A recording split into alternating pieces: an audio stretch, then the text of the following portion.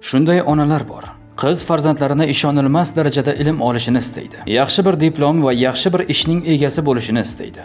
Bu yerda muammo bormi? Yo'q. Buni men ham xohlayman, meni ham qizim bor. Ammo buni sababini so'rasangiz, nima uchun bunday qilishni xohlayapti desangiz, javobning ahvolini qarang. Nima emish o'qisin-da, ertaga eriga muhtoj bo'lmaydi emish.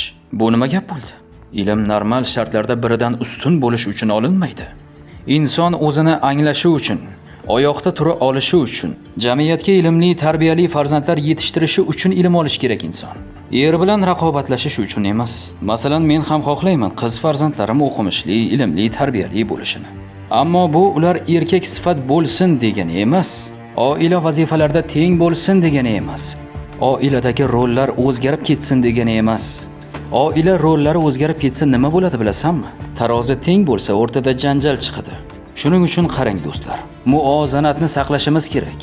Yo bizga berilgan eng to'g'ri yashash tarziga amal qilib, hayotimizni asrab qolamiz, yo shu zamonning bo'ronlariga o'zimizni topshirib, manzili noaniq yerlarga uchib ketib hayotimizni rasvo qilamiz.